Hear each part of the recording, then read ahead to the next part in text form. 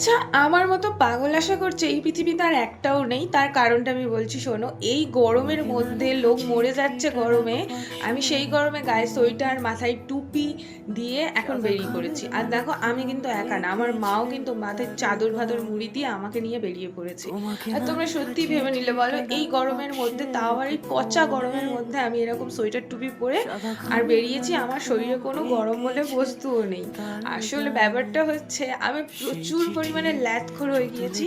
তার কারণ আমি ঘুরতে গিয়েছিলাম সেই জানুয়ারি মাসের ফার্স্ট উইকে। আর আমি তোমাদের সাথে সেই ঘুরতে যাওয়ার ব্লগটা এডিট করে পোস্ট করছি এপ্রিল মাসের একদম শেষে।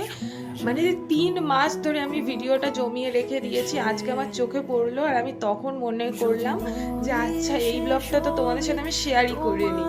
মানে কত ল্যাথখোর হয়ে গিয়েছি। একটা সময় ছিল যখন আমার ফোনের ক্যামেরা ভালো ছিল না, তখন আমি প্রচুর ভিডিও বানিয়ে সাথে সাথে ব্লগ এডিট করে সাথে সাথে পোস্ট করে দিতাম।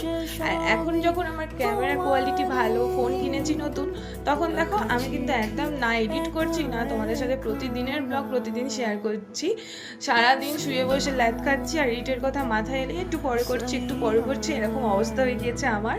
তো কোচিং থেকে আমাদেরকে পিকনিক করতে নিয়ে গিয়েছিল কৈখালিতে। তো এখানে দেখতেই পাচ্ছ লঞ্চে উঠে পড়েছি। আর আমাদের টিফিন দিয়েছিল কলা, পাউরুটি আর দিয়েছিল লাড্ডু।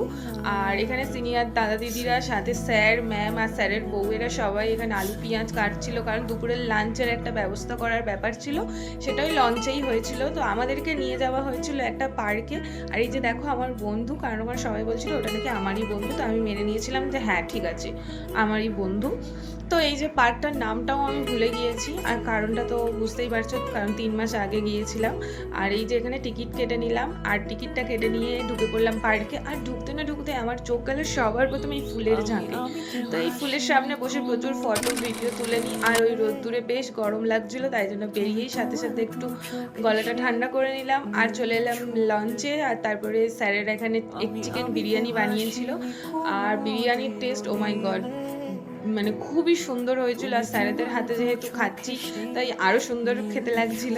তো তারপরে আবার আমরা চলে আসি লঞ্চে, আর এখানে বিছানায় বসে প্রচুর আড্ডা মারি, প্রচুর গল্প করি, আর দিয়েছিল কোল্ড ড্রিঙ্কস। তারপরে সব শেষে আমরা এই উঠে পড়ছি এবার বাসে, আর বাসেতে সন্ধ্যেবেলা দিয়েছিল চিপস, কুরকুরে, আর প্রচুর নাচ গান করতে করতে বাড়ি চলে এলাম। দেখা হচ্ছে নেক্সট ভিডিওয়।